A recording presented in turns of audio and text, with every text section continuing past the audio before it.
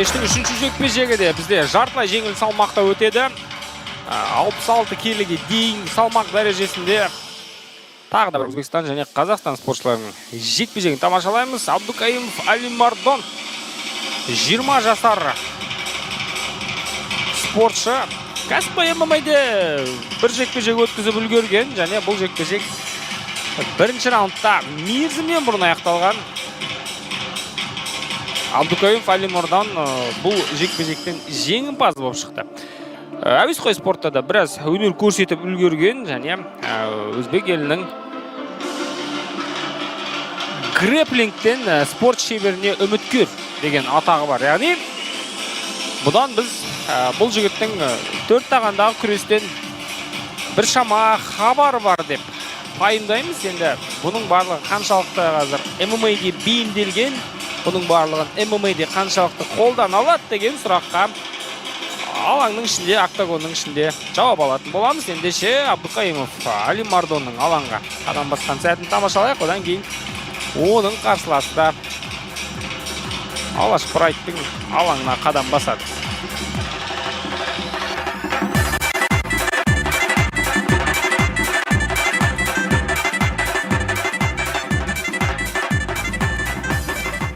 Қызылбұрышқа оның қарсыласы қазақстандық жауынгер шақырылады. Жұмабек Бейбарс.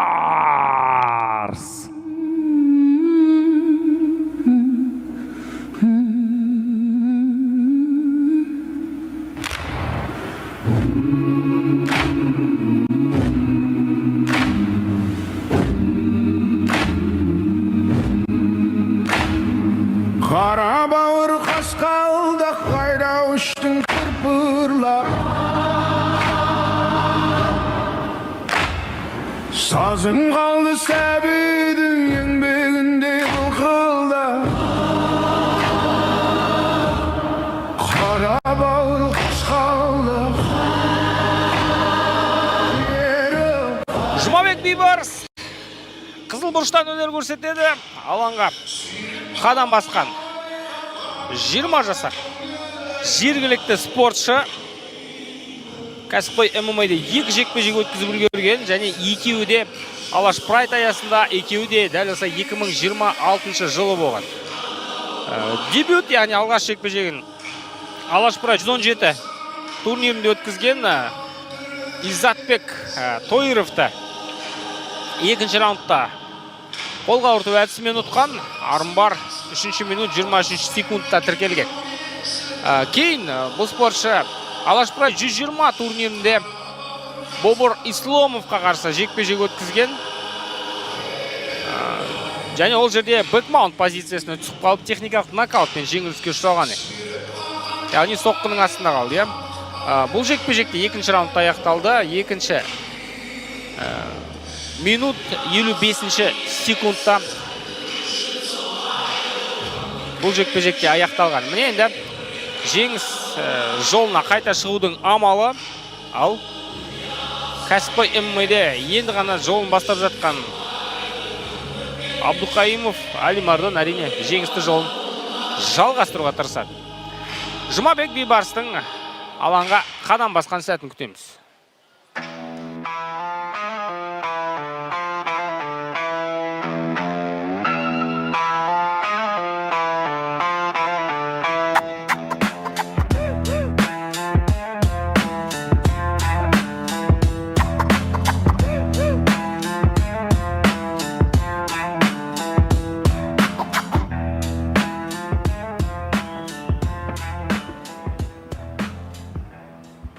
Орта жеңіл салмақ. Официальное представление бойцов. Первая сигу көкбұрышта.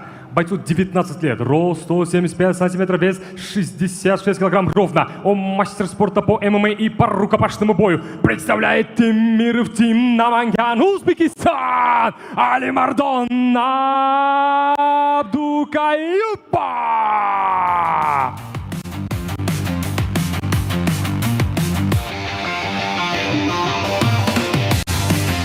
Қарсыласы Қызылбұрышта. Жауынгердің жасы 20-да, бойы 170 сантиметр, салмағы 66 келі. Он кандидат мастера спорта по жекпе-жек и по ММА. Представляет батыр ММА Шымкент Жұмабек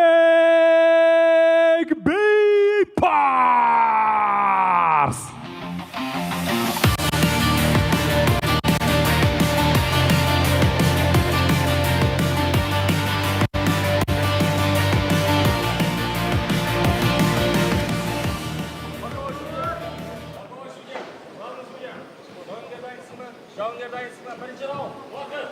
Ал, кеттік. Рефери рұқсатын берді. Азамат Дәлібеков. Біз бастауға дайымыз. Әзір екеуі де сақ. О-хо-хо-хо. Бірден ауыр жептен кірді бұл жерде. Жаман емес, жаман емес. Қашықтықты сақтау түсінемші. Бұл спортшының көздегені, нағыз еркін күрес стилінде, қазір.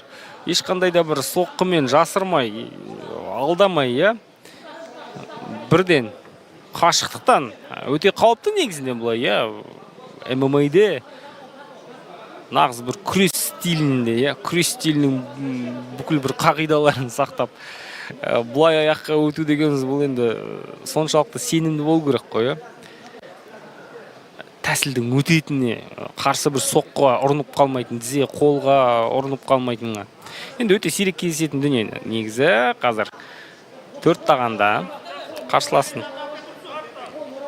жамбасын жерге тиізген, бірақ әзірше айтарлықтай қауіп төндіретін позиция жоқ.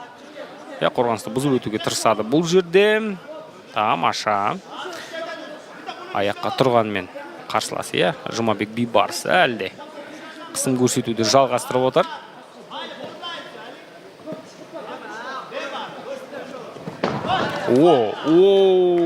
Оп-оңай қорғанып кетті. Вау, спиннинг бэккеге тағы да міне бір айналып теуіпті көрді. Абдукаимов Алимардон дәл солай Жұмабектің өзі де жауап қайтармақшы болды. Енді бұндай провокацияға бір еріп кетудің қажеті жоқ шығар. Сен қалай ұрдың, мен де солай тебе алам дегенде, бұның қажеті жоқ. Өз жоспарын ұстана білу керек. Міне тамаша қорған және өтті соққы. Вау, тағы да, бірақ бұл жерде Алимардонның өзі күресті жөн көрген екен. Мойын қалып қойды, бірақ қараңыздар. Аяқтың көмегі қажет. Жұмабек Бибарс сен таза қолмен қылқындырып тастаса қазір. Мына жерде болады енді, торға тірейді ме, не істейді қазір? Жоқ, құлай салу жөн көрген екен. Гард қателесті. Енді бұндай тәсілдерді аяқ белдің күшімен жасайды, таза қолмен буындырып тастау мүмкін емес шығар. Енді ондайды біз өте сирек көреміз. Қазір тек қана мойынды ұстап жатудан басқа амал қалмады. Мойынды жіберсе, Жұмабек Бибарстың жағдайы қиындайды.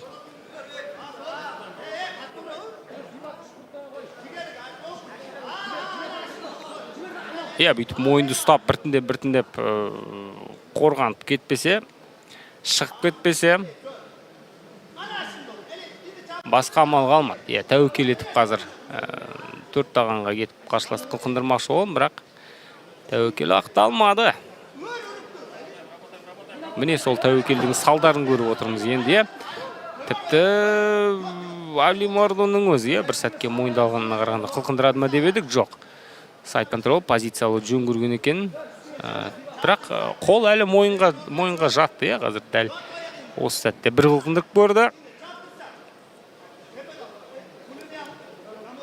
Тамаша, тағы да.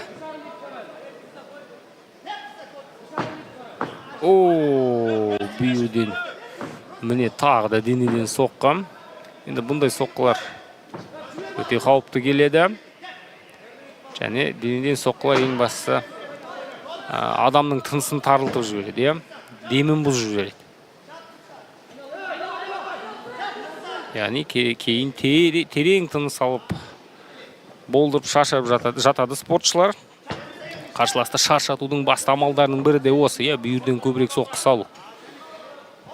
Бұл атам заманынан бері бар қағида. Ал әзірше позицияның өзгеретін түрі жоқ. Шыны керек, Алимардон Абдукаимовта мүсе тұтқандай осы позицияны, маған да жарайды дегендей. Раундтың соңына дейін ұстап қалсам болды. Бұл раунд менікі. деп іштей сөйтіп көндіккенде сияқты.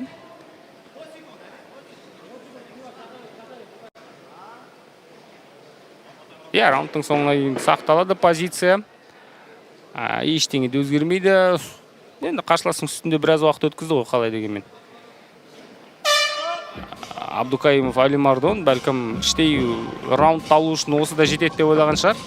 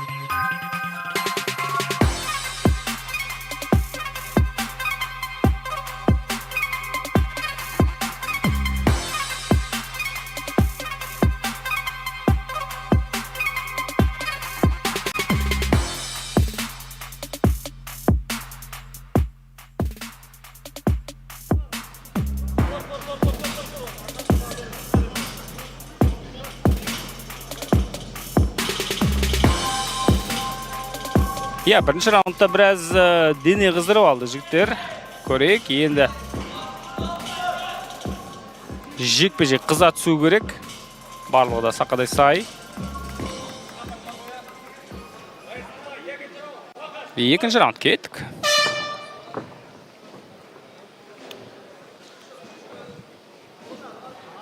Сақ бастайды әрине, және естеріңізде болса бірінші раундтың басында да, Жұмабек Бейбарыстың джептер өте қауіпті көрінген. Сондықтан раунд басталмай жатып бірден қолданысты. Міне тағы да сол соққы, дәл сол соққының астында еңкейіп те қалды Жұмабек Бейбарыс. Осы спиннинг бэк киктен сақтану керек. Міне тағы бір қайталады. Тағы да бас сәл төмендеткен кезде Абдукаимов та бұл соққыны қай кезде салу керек екенін біледі екен. Ағыстыра бастады. Ең дұрысы осы, аяқпен соққылар жасау үшін кеңістік керек. Сондықтан сол кеңістікті бермей ағыстырып отырса, бәлкім онда еркіндік болмайтын да шығар Алимардонда.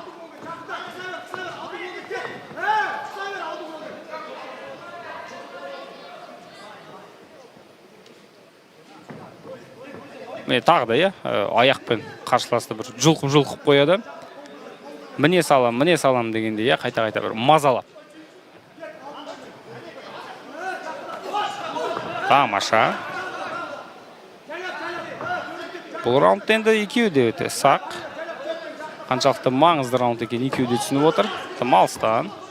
Құлаштай ұрған соққы тіпті бұл жерде.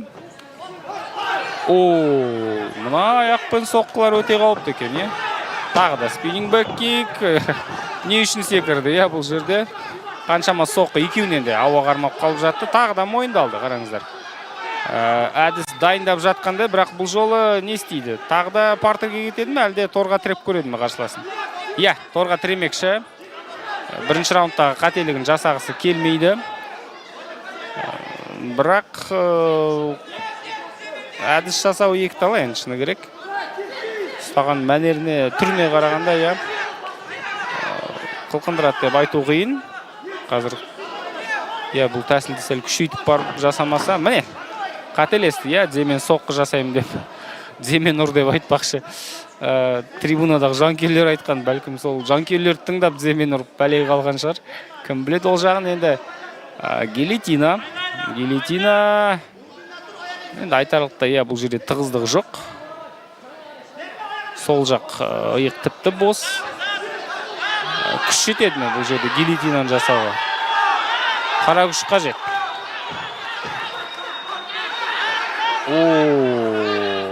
Бір сәтке, қазір тыпыршып қимылдай бастағанына қарағанда Алимардонның қылқындыра бастады. Бірақ ұзаққа бара алады ма? Шыдап бере алатындай болып көрінеді енді шыны керек. Босатты. Енді керісінше. Жұмабек Бейбарыс енді қорғанысты ойлауға мәжбүр бұл жерде. Ал Абдукаимов қандай шабуыл ұйымдастырады?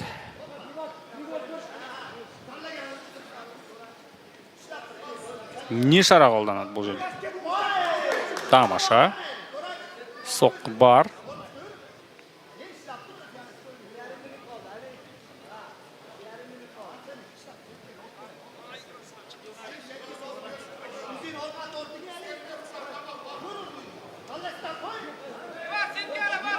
Торға тірейді тағы да барып. Және осы жерден енді түсінімше шынтақпен соққыларды көбірек қолдануға тырысады. Жоқ, тіпті аяққа тұруды жөн көрген екен. Ал. Торды ұстауға болмайды. Рефериде ескертуін берді бұл тұста. Үшінші раундқа жеткен алғашқы жекпе-жекті тамашалайтын түріміз бар бүгін. Қателесті, мүлт кетті. Абдукаимов, Жұмабек Бейбарыс бұл жерде мүмкіншілікті жақсы қолданып аяққа тұрып кетті. Ал, соққы алмасу тағы да. Тамаша, тағы да. Алыстан жасалынған шабуыл. Алыстан тіпті өтіп жатыр, керек десеңіз. Міне осы соққылар өте қауіпті. Пұлш етіп соққының тигенін қазір бүкіл арена естіді. Кеудеден тиді-ау деймін, қателеспесем. Уақыт бар, біраз соққы жаудырып алуға болады. Мерзімнен бұрын жеңіске жету екіталай енді, қанша 3-4 секунд қалған шығар әрі кетсе. Раунд аяқталды. Бұл раунд енді шыны керек есептеу қиын. Төрешілер кімнің жағына тұрады екен?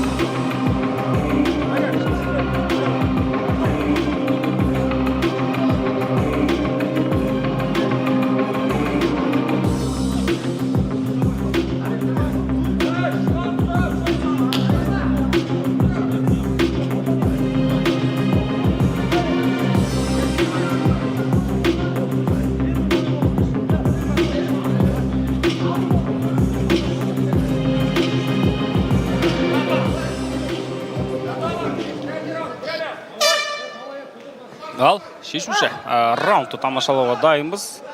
Алғашқы 2 раунд бойынша бір жаққа басымдылық беру қиын шыны керек. Ол жағын енді бізге төрешілер айта отырар. Егжей-тегжейлі қарайды олар жекпе-жекке әрине. Кімнің қандай соққы жасады, қай сәтте жасады, қаншалықты ауыр соққы дегендей бұның барлығын төрешінің өзімен ғана аңғаруға болатын шығар. Ал жанкүйер әрине өз спортшысының нәтижелі соққыларын көбірек көреді қарсыласына қарағанда. Бүйрегі бұрып тұратыны анық. Ал бастама жаман емес, бір-бірін тағы да қашықтықтан бір-екі мәрте жұлқып көрді. Тағы да сол қолмен соққы. Тәптәуір салып жатыр, міне.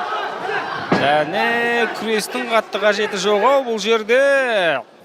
Мойынды жақсы алды, торға тірейді қазір. Алимордан Абдукаимов екеуінің де енді күрестен біраз хабар бар екен білеміз. Бірі грэплингтен, бірі дзюдодан. Спорт шеберін үміткер деген атағы бар жігіттер. Яғни біраз күресіп қояды.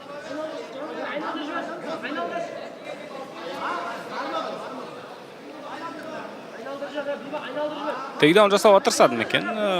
Бұл жерден тейкдаун жасауға өте ыңғайсыз. позиция. Қалай дегенмен. Аяқты жамбастан тіреді.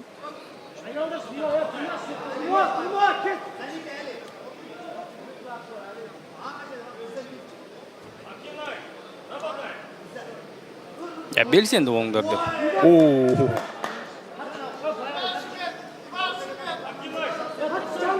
Бапкері де қазір өзбек спортшысын барынша қамшылап отыр. Алдағы бұған дейінгі 2 раунд, айтарлықтай бір басымдылықпен өткен жоқ. Екі жаққа да қатысты айтып отырмыз бұны. Сондықтан 3-ші раундта бір нүкте қойып кеткен өте маңызды. Әзір 3-ші раундта да жекпе-жек өрнегі қатты өзгерген жоқ. Тағы да мойнынан алған Жұмабек Бейбарыс көреген тәуекел етіп секіріп көреді ме, гард жасап, әлде аяқта тұрып қылқындырғанды жөн санайды ме екен? Өкшемен бір-бірін текпілеуден басқа амал таппаған екен бұл жерде. Қателесті. Қазір аяқтан шалып түсірмекші болды, егер дұрыс түсінсем. Жұмабек Бейбарыстың мойынды алды енді, жақсы. Мойынды алып тұр. 13 минут бойы төбелескен, қазір білекте күш қалды ма? Бұндай әдісті жасау. Енді гильотина дегеніміз негізінен қара күшке бір сеніп жасалынатын тәсілдердің бірі. Тың күйде, шаршамай күйде тұрған кезде, тынысың тарылмай тұрған кезде жасауға әлде қайда бір ыңғайлы әдіс. Ал бұндай терлеген күйде, шаршаған күйде оңай емес, шыны керек. Қазір Жұмабек Бейбарыс жасап кетсе, онда үлкен бір күш иесі деп атауға болатын шығар бұл жігітті. Міне аяқты да көріңіздер ме? Басып қысып қалған. Алимардан Абдукаимов өткені әдістің төркінін түсініп тұр. Қай жақтан басталатын? Аяқтан басталады барлығы. Егер аяқпен қазір жақсылап мықтап ала алса қарсыласын, онда арғарай импульс кетеді. Аяқтан белге, белден қолға, сөйтіп күш пайда болады. Күш қарсыласты буындыра алатын күш. Ал тәжірибелі грэплер ретінде бұны әрине Абдукаимов біліп отыр, сондықтан екі аяқты қосуға мүмкіншілік бермейді. Жол бермейді ондай. Әрине.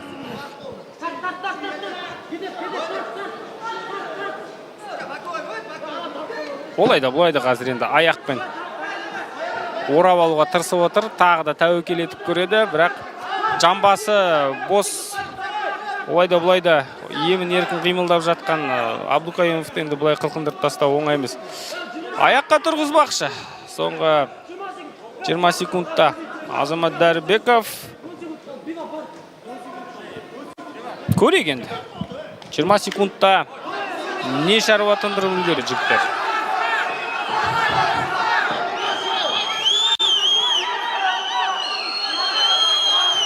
Кел дегенде, қазір Абдукаимовты қарсыласын шақырып отыр. Екеуі де бір-біріне бат алмай тұр. Міне кетті. Ал соңғы 10 секундта ашық ұрыс болады ма, жоқ па? Бір-бірін провокация жасап отыр. Бір-біріне және жекпе-жек аяқталды. Енді сөз кезегі төрешілерде не дейді екен? Есептеуге шыны керек қиындау жекпе-жек.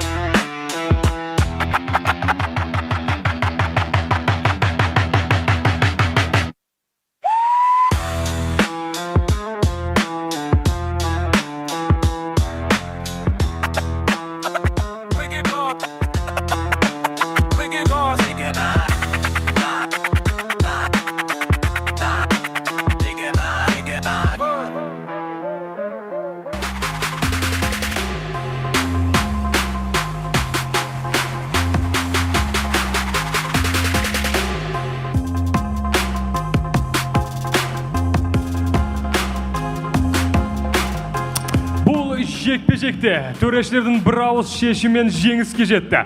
Победу единогласным решением судей одержал Темирев Тим Наманган Али Абдукаюмов. Төрешілердің шешімі бір ауыздан. Алимардон Абдукаюмов осылайша кәсіпқой ММА-дегі жеңісті жолын жалғастырып отыр.